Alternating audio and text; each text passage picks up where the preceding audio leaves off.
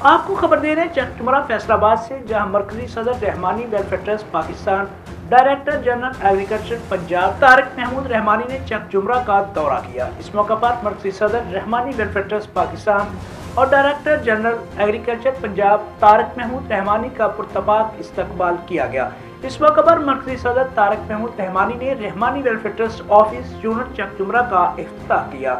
اس موقع پر انہوں نے کہا کہ ہمارے رحمانی ویلفیئر ٹرسٹ کا مقصد انسانیت کی خدمت کرنا ہے۔ انہوں نے مزید کہا کہ رحمانی ویلفیئر ٹرسٹ یونٹ تحصیل چک جمرہ کی پوری ٹیم قابل تحصیل ہے۔ میں شکریہ ادا کرتا ہوں مرزا حفیظ العریش میرج ہال والے، غلام مرتضی نفیس میرج ہال والے، ملک عرفان جنرل سیکرٹری آرتی سبزی منڈی والے کا، جو 24 گھنٹے ہمہ وقت رحمانی ویلفیئر ٹرسٹ کو ہر طرح کی سپورٹ کرتے ہیں۔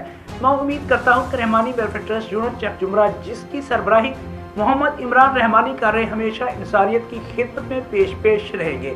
اس موقع پر غلام مرتضی حکیم ایڈوکیٹ، امیدوار general secretary district bar Faisal آباد، کنگ میڈیا پریس کلب چک جمرہ کے بانی ڈاکٹر ارشد علی شمسی، صدر محمد خالد سلیم، محمد عرفان جنرل سیکرٹری، اویس نائب صدر، سینئر صحافی محمود الحسن انصاری، رانا اسامہ، رانا حسام، ایڈوکیٹ مرزا حفیظ، غلام مرتضی، نواز رحمانی، شہباز رحمانی، ذیشان محی الدین رحمانی، حافظ عمران رحمانی، افضال مارکیٹ والے، دستگیر انصاری، حمزہ انصاری، محمود احمد، ناز انصاری بھی موجود تھے۔ رحمانی ویلفیئر ٹرسٹ کے عہدیداران اور ممبران نے عمران رحمانی، صدر رحمانی ویلفیئر ٹرسٹ یونٹ تحصیل چک جمرہ کا شکریہ ادا کیا۔